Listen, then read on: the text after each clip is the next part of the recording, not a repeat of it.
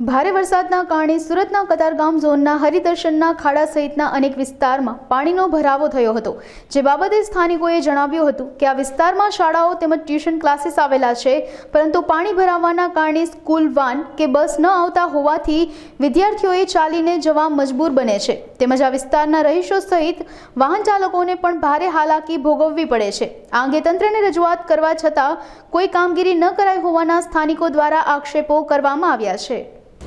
અહીંયા વર્ષોથી એક આ રોડ અને એના આગળનો રોડ બંને રોડમાં જ્યારે માત્ર 1 થી 1.5 ઇંચ વરસાદ પડે એટલે કમર સુધીના પાણી ભરાઈ જાય છે। અહીંયા પાછળ એક સ્કૂલ આવેલી છે, અહીંયા બીજી પ્રી પ્રાઇમરી સ્કૂલ છે, ટ્યુશન ક્લાસીસો છે, એટલે વિદ્યાર્થીઓ સવારમાં સ્કૂલે બિચારા પોતાનું દફતર છે એ યા તો ખંભા ઉપર યા તો માથે મૂકીને કમર સુધીના પાણીમાં સ્કૂલે જતા હોય છે। સ્કૂલ વાન પણ બંધ થઈ જાય, સ્કૂલ બસો પણ બંધ થઈ જાય, અને જે રોજિંદા કાર્યક્રમો કરતા જે સ્થાનિક લોકો છે, પોતાની નોકરીએ જવાનું હોય, દૂધ કરિયાણું લેવા જવાનું હોય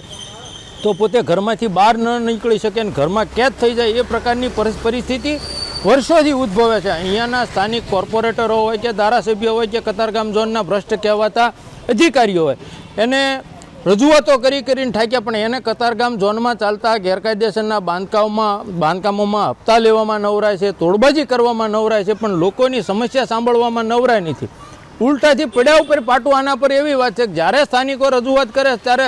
ધારાસભ્ય અને એના શિષ્ય કોર્પોરેટર એવું કહે છે કે મારે તમારા કોઈના મતની જરૂર નથી, એવી રીતે અભિમાનમાં લોકોને ઉડાવ જવાબ દઈને તગડી મૂકે છે, પણ આ સમસ્યાનું કોઈ નિરાકરણ વર્ષોથી લાવતા નથી અને લોકો સ્માર્ટ સિટી કહેવાય છે, પણ આમાં પણ લોકો ગોઠણ સમાણા પાણીમાં ચાલવા મજબૂર અને લાચાર છે। અમે